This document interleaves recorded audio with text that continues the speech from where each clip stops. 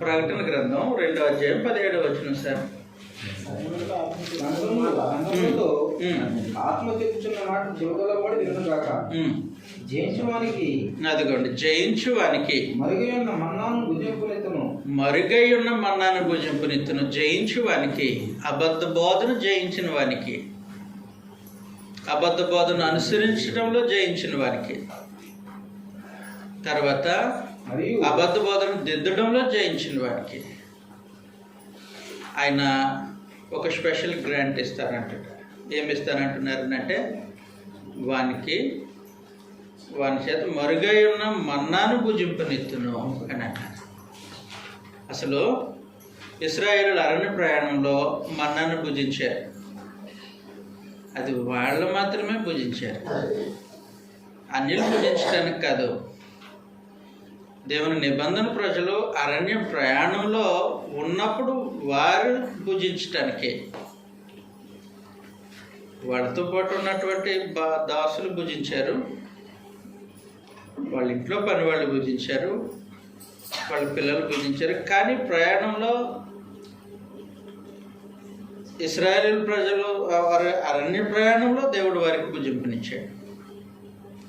వాస్తవానికి అక్కడ మనం చూడగలిగేది తండ్రి అయిన దేవుని యొక్క సంరక్షణ, పోషణ.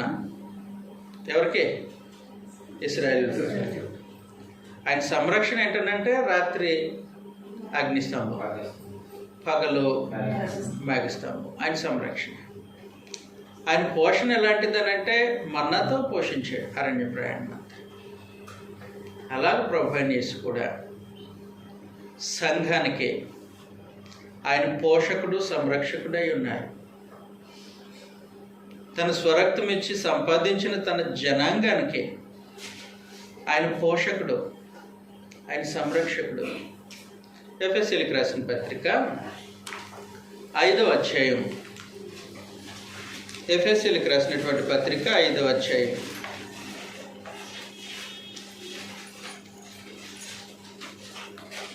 29వ వచనంలో నుండి తన శరీరమును ద్వేషించిన వాడు ఎవరు లేడు కానీ ప్రతి వాడును దానిని పోషించి సంరక్షించుకోను. అది సంగతి. మన శరీర బలానికి మనం ఎలాగ ఆహారం ఇచ్చు శరీరాన్ని పోషిస్తామో, సంరక్షిస్తామో, దుస్తులు ధరించుకొని శరీరాన్ని సంరక్షిస్తున్నాం. టైం టు టైం భోజనం పెట్టి పోషిస్తున్నాం శరీరాన్ని. మనం మన శరీరాన్ని పోషిస్తున్నాం. అలాగూ ప్రభువైన యేసు ప్రత్యేకించి ఇక్కడ సందర్భంలో మనము క్రీస్తు శరీరమునకు అవయవములై ఉన్న మూలక అలాగే క్రీస్తు కూడా సంఘమును పోషించి సంరక్షిస్తున్నాడు. అండ్ క్రీస్తు ప్రభువైన యేసు సంఘానికి సంరక్షకుడు, సంఘానికి పోషకుడు.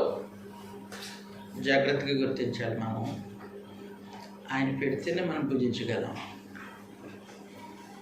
ఆయన పోషిస్తేనే మనం పోషింపబడగలుగుతాం. ఇలాంటి ఒక బాంధవ్యం ఉంది. ఎవరెవరికి? నాటి ఇశ్రాయేలీయులకి, వాళ్ళకి. ఈనాడు మనకి క్రీస్తు ప్రభుకి అలాంటి బాంధవ్యం ఉంది. ఆయన పోషకుడు, మనం పోషింపబడేవారు. ఆయన సంరక్షకుడు, మనం సంరక్షింపబడేవారు. అయితే ఒకటి చెప్తున్నాడు, ఎవరిని పోషిస్తావు, ఎవరికి భుజింపనిస్తావు? మరుగై ఉండమన్నాను. జయించి వారికి భుజింపనిస్తాను. అబద్ధ బోధన జయించే వారికి భుజింపనిస్తాను, వాళ్ళని భుజింపనిస్తాను. తమరు భుజింపనివ్వకపోతే మేము భోంచేయలేమా?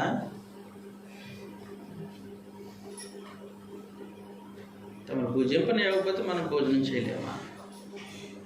వాస్తవానికి ఇక్కడ చెప్పుచున్న సంగతి దేవుని వాక్యం చేత పోషింపబడడం. యోహాను సువార్త 6వ అధ్యాయంలో, యోహాను సువార్త 6వ అధ్యాయం 6 46వ వచనం 47 చదువుతామా? విశ్వసించువాడే నిత్య జీవం గలవాడు. జీవాహారం నేనే. మీ పితరుల ఆహారము అరణ్యంలో మన్నాను తిని చనిపోయారు. దీనిని తినువాడు చావకుండునట్లు పరలోకం నుండి దిగివచ్చిన ఆహారం నేనే. పరలోకం నుండి దిగివచ్చిన ఆహారం నేనే. ఎవడైనను ఈ ఆహారము భుజించితే ఎల్లప్పుడూ జీవించు అని ప్రత్యేకించి అక్కడ చెప్తున్నారు. భౌతికమైన మన్నా తింటే తర్వాత వాళ్ళు చనిపోయారు, భౌతికంగా చనిపోయారు. కానీ పరలోకం నుండి దిగి వచ్చిన ఆహారము అని మాట్లాడుతూ ఉన్నారు. దానిని భుజించేవారు నిరంతరము జీవించును అని అన్నారు. ప్రత్యేకించి ప్రభువైన యేసు ఆ జీవాహారం నేనే అన్నాడు. నీవనంటే నీ శరీరము నీ రక్తమా? డౌట్ వచ్చింది. ఎవరికి? యూదులకు డౌట్ వచ్చింది. చదువుతాం 60వ వచనంలో నుండి. ఆయన శిష్యుల్లో అనేకులు ఈ మాట విని ఇది కఠినమైన మాట, ఇది కఠినమైన మాట, ఇది ఎవడు వినగలడని చెప్పి యేసు తన శిష్యులు దీని గురించి సొనుకూర్చున్నారని తనకు తానే ఎరిగి వారితో ఇట్లనెను, దీని వలన మీరు అభ్యంతరపడుచున్నారా? అలాగైతే మనుష్య కుమారుడు మునుపున్న చోటకు ఎక్కువ మీరు చూసినలా ఏమందరు? అదిగో ఇది కఠినమైన మాట అన్నారు. ఏం కఠినమైన మాట? వీళ్ళు ఎలాగ అర్థం చేసుకున్నారు ఆ మాటని? 52వ వచనంలో ఈయన తన శరీరమును ఎలాగో తిననీయగలడని ఒకరిలో ఒకరు వాదించిరి. ప్రభు ఒక సంగతి మాట్లాడుతుంటే వీళ్ళు ఇంకో సంగతి గురించి ఆలోచన చేస్తున్నారు. వాస్తవానికి ప్రభు మాట్లాడుతున్నది చేసే వాక్యమన ఆహారం కోసం మాట్లాడుతున్నారు. చదువుతాం 63వ వచనంలో. ఆత్మీయ జీవించున్నది శరీరం కేవలం నిష్ప్రయోజనం. నేను మీతో చెప్పుచున్న మాటలు, అదిగోండి, నేను మీతో చెప్పుచున్న మాటలు ఆత్మయు జీవమే ఉన్నాయి. కానీ కాబట్టి నేను నీతో చెప్పుచున్నటువంటి మాటలు మిమ్మల్ని బ్రతికింపజేస్తాయి, జీవింపజేస్తాయి. ఆయన వాక్యం జీవింపజేస్తుంది. కానీ మనుషులు ఏమనుకుంటున్నారు? ఆయన శరీరం అనుకుంటున్నారు. కాబట్టి మరుగై ఉన్న మన్నా అది భౌతికమైన మన్నా కాదు, ఇశ్రాయేలీయులు తినే మన్నా కాదు. ప్రభు ప్రత్యేకించి తన జనాంగాన్ని పోషించడానికి ఉద్దేశించిన మన్నా. కారణం ఏమనంటే ఆయన పోషకుడు, ఆయన సంరక్షకుడు, పోషించే బాధ్యత ఆయనది. కాబట్టి తన వాక్యం చేత ఆయన పోషించడానికి ఇష్టపడుతున్నాడు సంఘాన్ని. సంఘము ఆయన చేత పోషింపబడాలి. అలాంటి బాంధవ్యం ఉన్నప్పుడు కండిషన్, ఎవరిని పోషిస్తావు? తమ మాట చేత, తమ వాక్కు చేత ఎవరిని పోషిస్తావు? జయించిన వారిని పోషిస్తాను. అది సంగతి. జయించిన వారిని పోషిస్తాను. చాలామందికి డౌట్ ఉండొచ్చండి, ప్రభువుని యేసు పోషించకపోతే మనకు వాక్యం దొరకదా?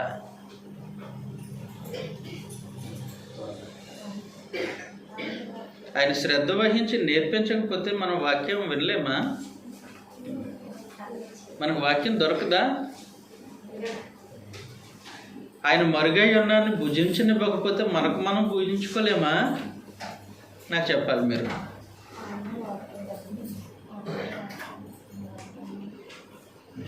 చెప్పాలి. సంఘాన్ని ప్రభు తన వాక్యం చేత పోషించలేకపోతే సంఘం తనకు తాను పోషించుకోలేదా వాక్యం చేత? చెప్పాలి.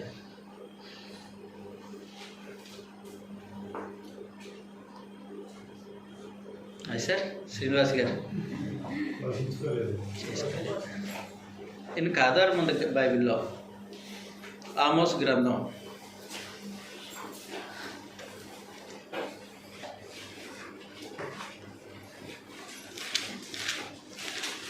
8వ అధ్యాయం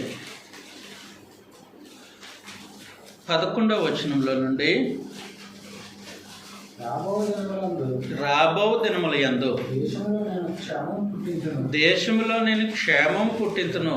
ఈ దేశం అని అంటే ప్రత్యేకించి ఇశ్రాయేలీయుల జనాంగం అన్నమాట. అక్కడ వాళ్ళ దేశంలో నేను క్షేమం పుట్టిస్తాను అన్నారు. అది అన్నపానంలో లేకపోవుట చేత కలుగు క్షేమము కాదు. అన్నపానం లేకపోతే వచ్చే కరువు కాదు. అది అన్నపానములు ఉంటాయి, దానివల్ల వచ్చే కరువు కాదు. మరి ఏ కరువు ఇది?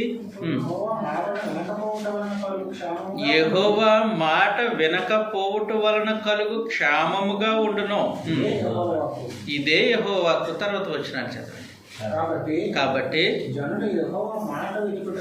జనులు యెహోవా మాట వెతుకుటకై ఈ సముద్రము నుండి ఆ సముద్రం వరకును, ఉత్తర దిక్కు నుండి తూర్పు దిక్కు వరకును సంచరించుదురు గాని అది వారికి దొరకదు.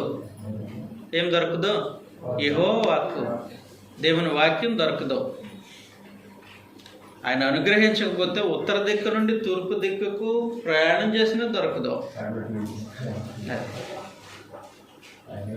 తర్వాత ఆదిని మందు చక్కని కన్యలు యవనులను దప్పి చేత సొమ్మసిల్లుదురు. ఏ దప్పిక?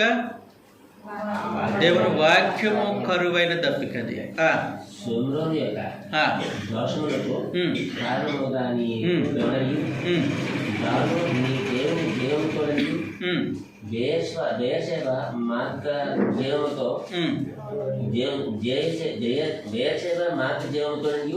ప్రమాణం చేయవారు అదే ఇకను లేకుండా కూలుదురు. చాలండి. కాబట్టి ఏం జరుగుతుందనంటే దప్పిక చేత యవనులు సైతం కోలుతారండి. ఇది ఏ దప్పికనంటే వాక్యం. కాబట్టి యెహోవా మీకు దొరుకు కాలం అందే ఆయనను వెతకండి. ఆయన మిమ్మల్ని పోషించడానికి సిద్ధంగా ఉన్నప్పుడే మీరు భుజించండి. ఇర్మియా గ్రంథంలో అంటారండి. ఈ సంగతిని మీకు చెప్తాను.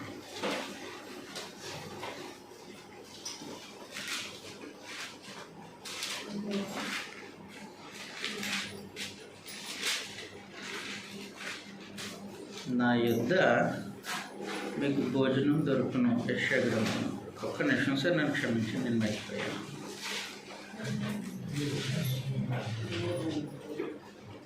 55వ అధ్యాయం, యెషయా గ్రంథం 55వ అధ్యాయం.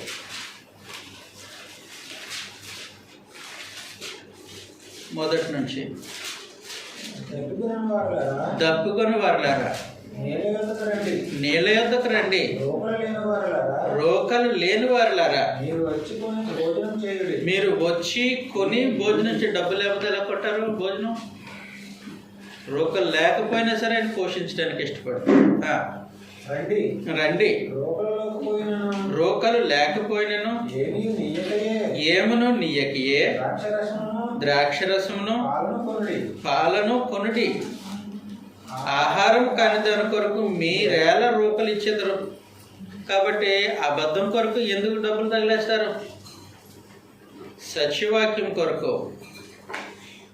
ఊరకనే ఆయన ఇచ్చి పోషిస్తున్నాడు సత్యవాక్యాన్ని. ఆయన పోషకుడు, సంరక్షకుడు.